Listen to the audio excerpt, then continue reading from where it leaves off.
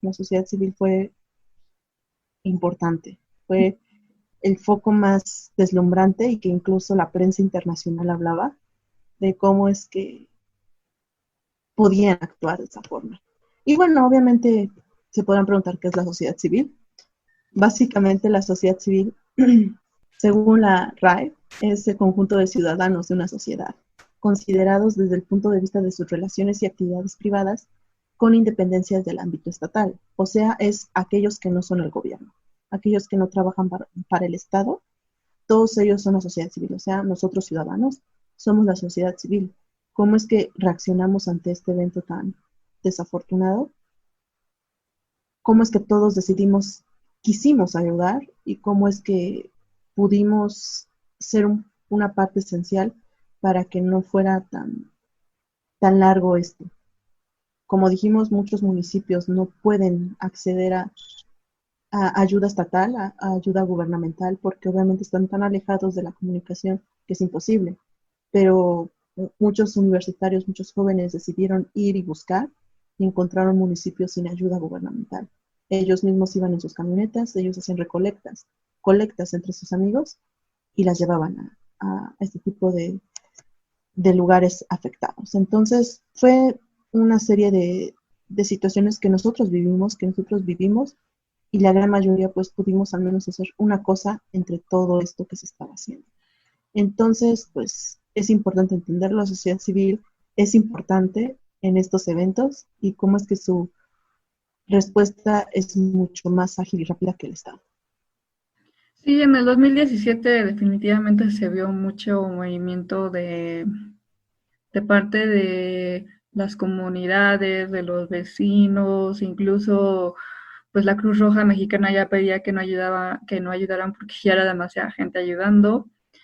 Y yo me pregunto, obviamente en el 85 tuvo que haber gente que sí, de voluntarios que querían ayudar porque si no, ¿cómo iban a nacer los topos, los brigadistas? Pero no sé si fue, o sea, cuál fue la razón por la que en el 2017 hubo muchísima más gente que se levantó y dijo, vamos a ayudar todos y vamos a juntar víveres y enviarlos a otros estados y así, o sea, no sé si eso también sucedió en el 85 o solo fue en el Sí, 2017, ¿por qué? en ese momento, cuando fue el 2017, volvió a salir a la luz una nota del 85. En ese día, al día siguiente, 20 de septiembre del 85, el Universal. Y bueno, esta es una imagen que estuvo corriendo hace casi 3 años y lo escribía Emilio Viale. ¿Quién convocó a tanto muchacho? ¿De dónde salió tanto voluntario? ¿Cómo fue que la sangre sobró en los hospitales? ¿Quién organizó las brigadas que dirigieron el tránsito de vehículos y de peatones por toda la zona afectada? No hubo ninguna convocatoria, no se hizo ningún llamado y todos acudieron.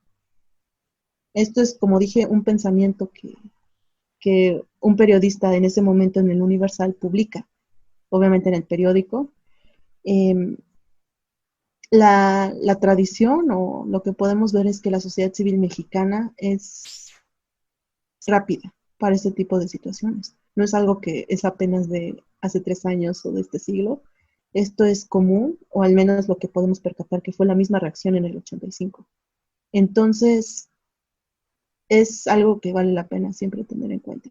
Quizá el Estado tenga fallas, como mencionaba May, este tipo de actos de corrupción en el que no se lleva de acuerdo a la normatividad, la aprobación de edificios, de construcciones, de todas estas regulaciones, pero al mismo tiempo el Estado nos brinda organismos como protección civil para poder manejar estas situaciones, pero también la sociedad civil no solamente acata la normatividad, y no solamente acata las indicaciones de protección civil, sino también tiene la decisión de actuar sin necesidad de que el Estado llegue. Recordemos que hace casi 3 años ya, los periódicos mencionaban que ante la pasividad y la lenta reacción, como en su momento fue el presidente en el 85 que mencionaban, así ahorita mencionaban, a pesar de que el Estado no ha reaccionado como se debe, la población está haciéndolo. Y Yo eso creo que fue. título. Yo creo que también tiene mucho que ver con, y me van a disculpar los boomers, pero ya ven que dicen que los millennials son muy, todo les molesta, todo los hace sentir mal. Creo que en parte tiene mucho que ver con que sentimos mucho mayor empatía ahora hacia los otros, o sea, estamos mucho más conscientes de nuestras acciones y cómo afectamos a los otros. Y entonces eso combinado con el uso de las redes sociales, pues genera muchísimo impacto en situaciones como estas de emergencia. Igual no podemos concluir tan rotundamente porque, pues sí, ninguna de las tres vivimos en el 85, no pudimos saber cómo reaccionó la sociedad. Ahorita, pues sí, hay mucho testimonio al respecto. Internet está lleno de justamente historias en Instagram, en Facebook, mensajes por WhatsApp, todo eso está abundante en Internet. Entonces el 85 no tiene mucho de esto. Solo tenemos una pequeña reflexión de un periódico en la que habla asombrado de toda esta increíble reacción. Entonces, más bien, y tenemos que considerarlo como lo mencionamos en el anterior, que son las relaciones familiares o sociales, colectivas, que pues México sí tiene muy profundamente, la forma en que se empatiza y cómo es que podemos tener ese motor para actuar con rapidez. Por eso se prestaron para brindar ayuda física, ayuda económica, ayuda de alimentos, o bueno, hacer otro tipo de actividades que vimos, ¿no? Entonces, es más bien esa respuesta y esa, esas redes de empatía que México realmente tiene y que se muestran en otro lado. O sea, México no lo demuestra en la vida diaria, lo demuestra en ese tipo de tragedias. Igual, hay que considerar que en esto, pues, muchos tuvieron la sensatez de acatar las órdenes. Obviamente la sociedad civil fue la primera a salir en las calles y ayudar en lo que llegaba el Estado, en todos sus distintos organismos, ¿no? En este caso Protección Civil, y ya con eso la sociedad civil tuvo que acatar las órdenes de Protección Civil. Entonces se pudo dar este tipo de segundos y de apoyo, se pudieron salvar vidas con este tipo de decisiones, pero también pues siempre basándose en los reglamentos y en lo que es más seguro, ¿no? Porque muchas personas con su afán de ayudar pues también se ponen en riesgo, lo que comentábamos antes. Entonces, pues si llega una autoridad a decirnos cuál es el límite de esa bondad o de esa disposición, pues ya, es nuestro deber pues, acatarlo. Entonces, para cerrar ahora este episodio, pues tenemos que reiterar esto, cómo es que los sistemas, nuestros filtros para buscar una seguridad ante este desastre, pues tienen que ser totalmente respetados y ser conocidos por nosotros. No, no somos personas ignorantes que tengamos que estar sin saber cómo actuar en esta situación. Nuestra obligación es buscar la forma de conocerlos para poder reaccionar. Porque obviamente tenemos los simulacros, tenemos las vías, las rutas de evacuación, tenemos a alguien de protección civil ahí al lado. Entonces tenemos que nosotros conocer este tipo de mecanismos, este tipo de estrategias para poder apoyar en caso de que pues, sucedan ese tipo de cosas. No somos personas pasivas, somos ciudadanos y por lo menos es que requerimos estar en constante aprendizaje para poder acatar y poder apoyar a los demás y no estorbar en su momento. Sí, de hecho, pues yo les recomendaría que en sus casas o en sus trabajos, yo por lo menos lo que hago es pensar, a ver, si tiembla, ¿qué hago? ¿Hacia dónde me muevo? Porque, miren, como habíamos hablado, los reglamentos luego no se siguen al pie de la letra. En el lugar donde trabajo meten a muchas personas en un lugar donde no caben y honestamente eso causaría mucho problema si tiembla. Entonces, a pesar de que pues la orden es que si tiembla no salgamos, honestamente yo recomiendo que piensen bien cuál es la mejor opción para, como dice Fati, no estorbar, cómo puedes ponerte a salvo, buscar, no sé, algún espacio donde puede que no te caiga nada, o si lo mejor es salir, pues que salgas. También algo que se me hace muy útil es lo que dice de Protección Civil, que tengas una mochila lista por cualquier cosa. Suena un poco como paranoico y como el fin del mundo, pero no creo que No creo que sea de más estar preparado, especialmente si vives en lugares como la Ciudad de México, Puebla, Chiapas, Oaxaca, Guerrero, no sé, en esos estados. Si no eres de esos estados, por ejemplo, Mae, que es de Querétaro, pues si viajas a esos estados, estar al pendiente, ¿no? Porque nunca sabes cuándo va a suceder. Sí, eso es verdad. Hay que poner mucha atención, hay que seguir pues, las normas de seguridad.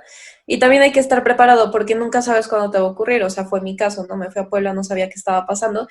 Igual puede suceder con cualquier otro desastre. Entonces hay que estar prevenido y no es como que, ay, sí voy a llamar al desastre, ¿no? O sea, no, es simplemente estar preparado y saber qué puede ocurrir. Entonces hay que poner mucha atención en ese sentido. Y bueno, si quieren algo más con señaléticas y dibujos y avalado por algo, está a disposición en Internet el Manual de Protección Civil del CENAPRED. Entonces, son estos organismos totalmente respaldados por el gobierno para este tipo de situaciones. Entonces, ustedes buscan en Internet Manual de Protección Civil, es del CENAPRED, también de la Cámara Mexicana de la Industria de la Construcción, y van a tener este tipo de información. Es un manual de 43 páginas, pero pues está hecho para que pues, sea fácil de leer. Tiene, tiene color, tiene letra de buen tamaño y obviamente tiene dibujitos. Entonces te dice desde qué es protección civil, los aspectos geológicos que comentamos al inicio sobre qué es un sismo. Entonces está hecho justamente para que lo puedan leer con sus hijos o ustedes también que quizás se les haga pesado leer tantas páginas, pues sea atractivo visualmente. Dice qué hacer durante un sismo, antes, durante y después de un sismo. Eso es algo muy importante. No solamente es en su momento, tienes que tener conocimientos al respecto y obviamente no vas a actuar de la misma forma si está lloviendo, si hay un incendio también al mismo tiempo. O sea, hay una serie de eventualidades que pueden surgir en esos momentos y no solamente responder ante un sismo. Entonces, todo esto, como dijimos, Senapred nos los brinda gratis en Internet, solo tenemos que buscarlo, manual de protección civil. Entonces, ahí lo tenemos. Si no quieren hacernos caso, no tienen que hacernos caso a nosotras. Tienen ahí los organismos que nos dicen cómo actuar y cómo, pues, es nuestra obligación, ¿no? Estamos para apoyar, o más bien para no afectar a los demás, y eso incluye en estas épocas de desastre. Igual, nunca nos preguntamos si es seguro donde trabajamos, si es seguro donde estudiamos. Siempre nos preocupamos de que la escuela sea bonita, la escuela sea prestigiosa, el trabajo nos dé escalones para la vida futura. Nunca nos preocupamos si el edificio como tal es seguro. Yo sí me lo pregunto todo el tiempo. No sé si es por paranoica, pero siempre pregunto. O sea, cuando No, entro y a un así edificio, debe lo de ser. primero que pienso es ¿por dónde salgo? Y eso es igual, o sea, yo también es lo primero que digo, ¿a dónde se van? ¿Cuál es su punto de reunión durante un sismo, no? Ujú. Pero la mayoría no piensa en esto porque pues es algo muy superficial, es algo que ocurre de vez en cuando. Entonces hay que recomendarles que hagan eso. ¿Por qué? Porque es su vida. No podemos arriesgarnos a que pues, pueda estar mal construida o no sabemos si está con los certificados adecuados. Lo esperado es que donde tú estés trabajando no tenga problemas de normatividad, pero y si los hay, entonces, pues, ¿qué pueden hacer ante esos casos? Pues, evidentemente, hay instancias como Protección Civil que puedas reportar ese tipo de eventualidades, pero si no, pues no necesitas decirlo ante una institución, sino pues igual con tus compañeros hablarlo y exigirlo, porque eso obviamente es un derecho en tu zona de trabajo, en tu zona de escuela. No puedes estar expuesto a este tipo de peligros, ¿no? Es un riesgo total, entonces tienes que exigir la seguridad de tu zona. Sí. Y también vale la pena, ¿no? Que desde tu casa, como ya decía Fer, tener una zona de evacuación. ¿Qué tal si tu casa es muy pequeña y no tienes como tal una zona segura? Entonces, pues tienes que salir a la calle, ¿no?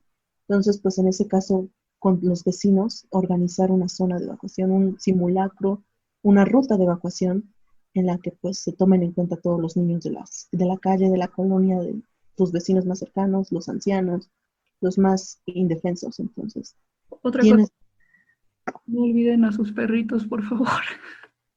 a todos las mascotas, ¿no? Pajaritos, como decía María, los hámsters, o sea, todas las mascotas también están ahí. Entonces, por eso esto solamente se puede lograr con prevención.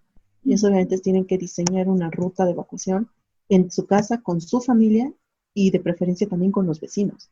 Entonces, justamente si son casas muy aledañas, si son casas separadas, pues no va a haber mucho problema, pero pues tienes que contar con alguien en estos casos. Tu misma casa, tu casa es segura para una evacuación, o tu casa es un laberinto en el cual no puedes escapar y tú puedes quedar atrapado. No es, ¿de dónde vas a escapar? Bueno, creo que eso ha sido todo por hoy. Nos veremos hasta la próxima. Y bueno, se despide de ustedes Fati. Fer. Y Maite. Y esto fue Impronta.